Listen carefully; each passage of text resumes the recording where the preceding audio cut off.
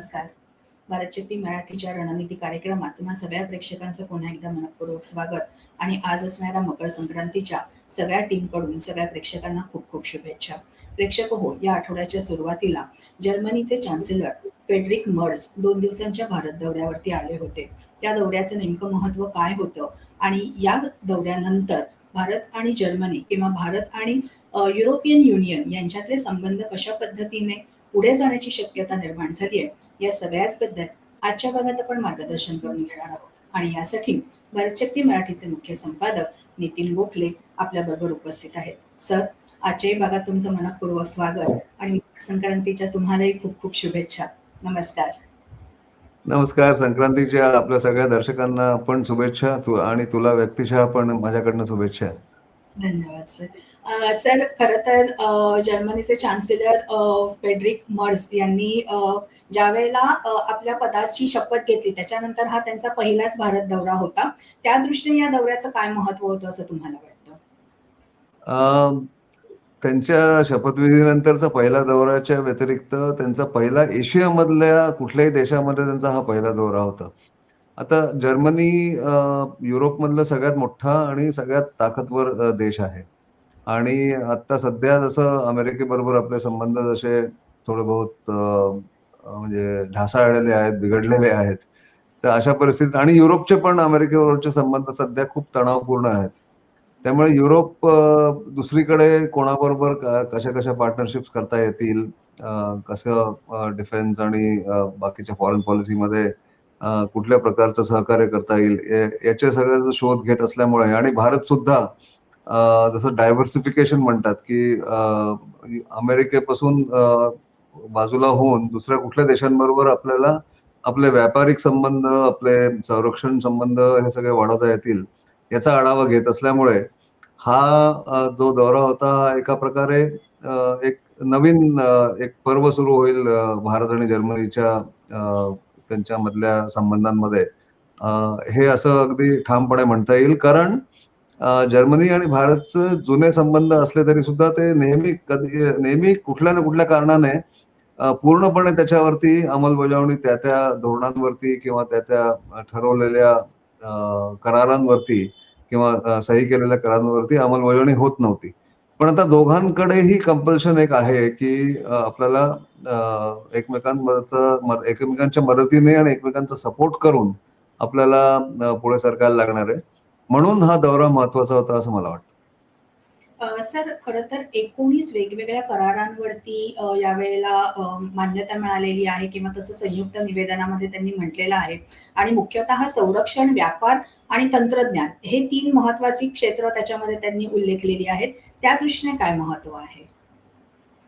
व्यापार जसं आता युरोपियन युनियन बरोबर जो एक फ्री ट्रेड एग्रीमेंट व्हायचा आहे त्याच्यामध्येच बऱ्याचशा गोष्टी त्याच्यात सामील असतील.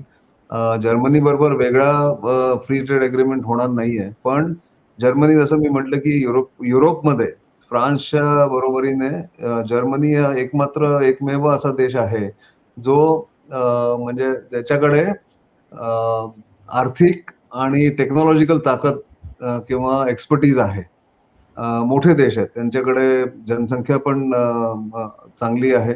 बाकीच्या युरोपियन देशांसारखं त्यांच्याकडे कमी होत नाहीये जनसंख्या. आणि त्यांच्याकडची टेक्नॉलॉजी ही नेहमीच सातत्याने खूप हाय क्वालिटी टेक्नॉलॉजी जर्मनीमध्ये असल्यामुळे जर्मनीचं महत्व खूपच आहे भारताच्या या आउटरीचमध्ये. पण याच्यामध्ये संरक्षण म्हटलं तर आता जसं त्यांची एक सबमरीनची एक टेक्नॉलॉजी आहे, पाणबुडीच्या टेक्नॉलॉजीसाठी भारताने त्यांच्याकडे भारत जर्मनीकडे वळलेला आहे. 1980च्या दशकामध्ये HDW कडनं आपण पाणबुड्या घेतलेल्या होत्या भारतीय नौसेनेसाठी.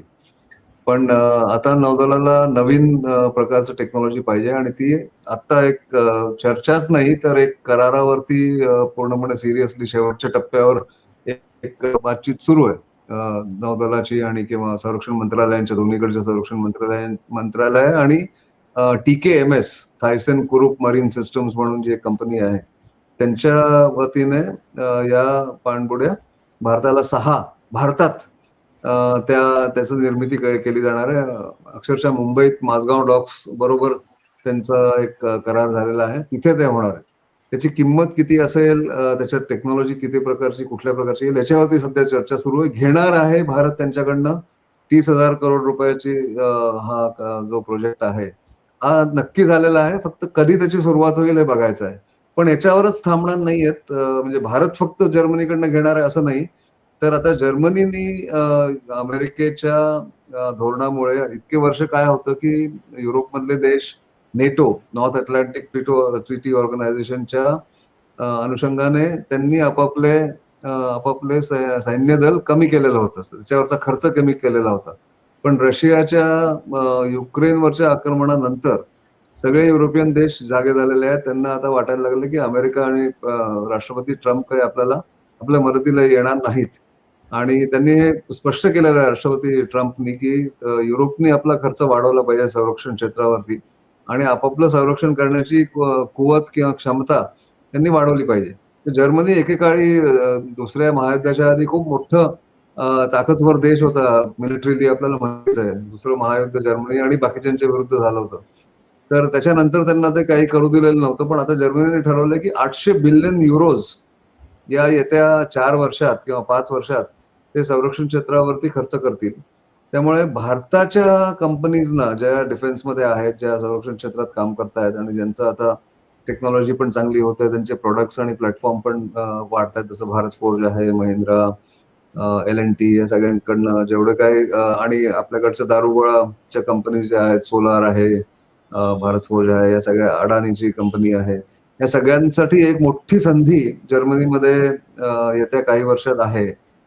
भारताचे प्रोडक्ट्स, भारतात बनलेले काही प्लॅटफॉर्म्स जर्मनीला देण्यासाठी किंवा विकण्यासाठी. तर तो एक मोठा एक सहकार्याचा भाग झाला. टेक्नॉलॉजीच्या दृष्टीने सुद्धा जर्मनीकडे बऱ्याचशा नवीन टेक्नॉलॉजी सायबरमध्ये, आर्टिफिशियल इंटेलिजन्समध्ये आहे. पण त्याच्यापेक्षाही जास्ती महत्वाचं गोष्ट या 3 म्हणजे 19 करारांमधली एक आहे जी म्हणजे लोकांचं याच्याकडे लक्ष केंद्रित केलं पाहिजे लोकांनी, की जर्मनीला जवळ-जवळ 1,00,000 स्किल्ड वर्कर्स पाहिजेत. म्हणजे अ, जे वेगवेगळ्या ट्रेडमध्ये काम करतात. प्लंबर्स, कार्पेंटर्स, सुतार म्हणा किंवा जे बाकीचे मशीनवर काम करणारे जे स्किल्ड वर्कर्स आहेत त्यांची जरूर आहे. कारण त्यांच्याकडे मॅनपॉवर तशी कमी झालेली आहे. पैसा असला तरी त्यांच्याकडे इंडस्ट्रियल कपॅसिटी जी होती जर्मनीची, ती आता कमी झाल्यामुळे त्यांना भारतातनं ते लोकं आता आय-टी मध्ये, पण आय-टी पेक्षाही मॅन्युफॅक्चरिंगमध्ये भारताकडनं लेबर नाही म्हणणार, पण सेमी स्किल्ड वर्कर्स ज्यांना म्हणतात, त्यांचं थोडंसं कौशल्य असतं कामामध्ये, अशा लोकांची त्यांना आता डिमांड आहे जर्मनीमध्ये आणि त्याच्यासाठी 1,00,000 लोकांना व्हिसा देण्याचा ठरवलं गेलेलं आहे येत्या 2 वर्षामध्ये. ते एक महत्वाचा तो एक भाग होता.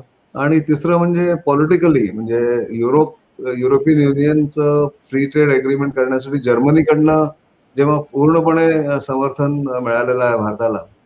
भारताला त्यांनी म्हटलंय की हे लवकरच होईल, म्हणजे 26 जानेवारीच्या आधी त्याच्यावरती सही होण्याची शक्यता आहे. कारण युरोपियन देश सगळे भारताच्या बाजूनी किंवा भारताबरोबर सहकार्य करण्यासाठी खूप उत्सुक आहेत. भारताची बाजारपेठ ही खूप मोठी आहे. भारताची जनसंख्या मोठी असल्यामुळे त्यांना सगळ्यांना माहिती आहे की इथेच चीनच्या व्यतिरिक्त फक्त भारतामध्येच एवढी मोठी बाजारपेठ आहे. पण त्याच्यावरही एक अंमलबजावणी होईल आणि त्याच्यामध्ये सहकार्य खूप वाढेल, अशी आशा दोन्ही बाजूनी आहे. तंत्रज्ञान हस्तांतरणाबाबत यामध्ये काही चर्चा झाली आहे का? झाली आहे, नक्कीच झाली आहे. कारण आता भारताने हे ठरवलंय की आमच्याकडे म्हणजे खरेदी करण्याची ताकद आहे, की आमच्याकडे पैसे आहेत, बजेट आहे. तर वेगवेगळ्या तंत्रज्ञान पूर्वी काय व्हायचं, जेव्हा संरक्षण क्षेत्रामध्ये जेवढं काही ते म्हणजे पाश्चिमात्य देश देऊ शकायचे किंवा देण्याची त्यांची इच्छा असेल तेवढंच भारताला घेता येत होतं किंवा रशियाकडनं पण तेवढीच टेक्नॉलॉजी मिळत होती. ती कधीच पूर्णपणे टेक्नॉलॉजी भारताला मिळायची नाही. पण यावेळेस आता भारताच्या हातात एक ॲडव्हांटेज असल्यामुळे की बाबा पैसे भारत देतोय, पैसे भारताची बाजारपेठ, जसं मी म्हटलं, बाजारपेठेचा जो जोर असतो किंवा बायर्सचा जो जोर असतो, त्याला म्हणतात बायर्स मार्केट. जो खरेदी करणारा जो माणूस आहे किंवा खरेदी करणारी जी एंटिटी आहे, त्यांच्याकडे जर जास्त पैसा असेल तर आपण डिमांड करू शकतो की आम्ही हे तुमच्याकडनं घेऊ, पण याच्याबरोबर आम्हाला तंत्रज्ञानाचं हस्तांतर नक्कीच झालं पाहिजे. त्याशिवाय आम्ही हे घेणार नाही. ही अट भारत घालू शकतो. हे लक्षात घेतलं पाहिजे. आता म्हणजे परिस्थिती बदललेली आहे. पूर्वी ते लोक जे द्यायचे तेवढं आपल्याला घेण्याचं आपल्याला कंपल्शन असायचं. दुसरा आपला पर्याय नसायचा त्यावेळेस. पण आता पर्याय असल्यामुळे हे होण्याची शक्यता वाढलेली आहे. कितपत होईल हे आत्ता सांगणं जरा कठीण आहे. पण नक्कीच हा उद्देश असाच आहे भारताचा, की तंत्रज्ञान त्यांच्याकडनं घेऊन भारतामध्ये त्याची निर्मिती केली जावी. त्याच्यामुळे भारतात नोकऱ्या वाढतील. भारताची तंत्रज्ञानामधली ताकद आणि त्याचं अंडरस्टँडिंग वाढेल आणि त्या प्रकारे दोघांच्या मध्ये सहकार्य होऊन पुढे इथून सुद्धा काही वस्तू एक्सपोर्ट करता येतील असा एक प्लॅन भारत आणि जर्मनीने आणि बाकीच्या देशांनी पण बनवलेला आहे. सर, याच वेळेला मर्स यांनी अजून एक वक्तव्य केलं होतं, की इंडो पॅसिफिक रिजनमध्ये सर्वात विश्वासार्ह भागीदार म्हणून आम्ही भारताकडे बघतो. काय त्यांना नेमकं अपेक्षित होतं? नाही तेच आहे की इंडो पॅसिफिक या भागामध्ये जर आपण बघितलं तर युरोपियन देशांचे दोन म्हणजे त्यांच्यावरती दबाव दोन देशांचा आहे. आता तीन देशाचा झालाय. अमेरिकेकडनं पण दबाव त्यांचे मित्र इतके वर्षाचे होते, 80 वर्ष दुसऱ्या महायुद्धानंतर. त्यांचं वागणूक त्यांची आता कोणालाच अँटिसिपेट करता येत नाही की ते कसं वागेल तो देश म्हणजे अमेरिका किंवा राष्ट्रपती ट्रम्प कसे वागतील. त्यामुळे तो एक दबाव आहे. रशियाचा दबाव युरोपचाच भाग आहे थोडासा. कारण रशियाचे जे बॉर्डर्स आहेत त्यांची सीमारेखा कित्येक युरोपियन देशांबरोबर त्यांची कॉमन सीमा आहे. आणि तिसरं म्हणजे चीननी त्यांच्या बाजारपेठेमध्ये त्यांच्या कंपनीज मधनं इतका मोठा शिरकाव केलेला आहे गेले काही वर्षात. त्यांना म्हणजे परमिशन दिली किंवा त्यांना येऊ दिलं तिथे. पण आता त्यांच्या लक्षात येत आहे की चीन बरोबर तसे संबंध ठेवून त्यांना काहीच फायदा होत नाही. सगळा फायदा चीनला झाला.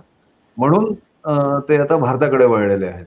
कारण भारत एक लोकतंत्र आहे. इथे निवडणुका वेळेवर होतात.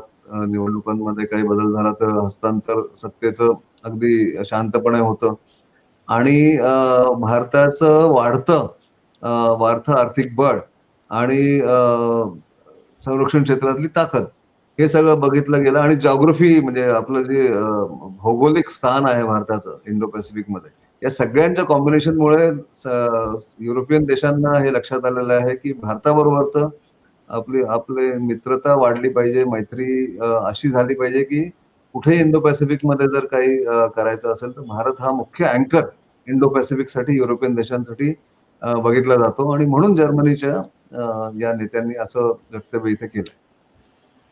सर, खरं तर ही भेट का महत्वाची होती हे या भागातनं कळलं. पण मागच्या महिन्यामध्ये किंवा मागच्या वर्षी अगदी शेवटच्या महिन्यामध्ये रशियाचे राष्ट्राध्यक्ष पुतीन भारत भेटीवरती आले होते. या महिन्यामध्ये मर्ज यांची भेट झालेली आहे आणि कदाचित पुढच्या महिन्यामध्ये फ्रान्सचे अध्यक्ष सुद्धा भारत भेटीवरती येण्याचं चर्चा आपण ऐकतो आहोत.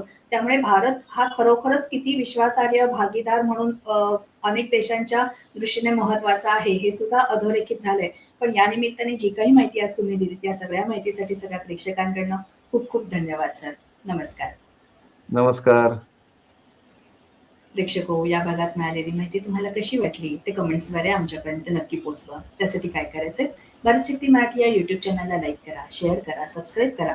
याशिवाय इतर सोशल मीडिया प्लॅटफॉर्मना सुद्धा तुम्ही फॉलो करत असाल अशी आम्हाला आशा आहे. भेटूया पुढच्या आठवड्यात एका नवीन विषयासह. तोपर्यंत नमस्कार.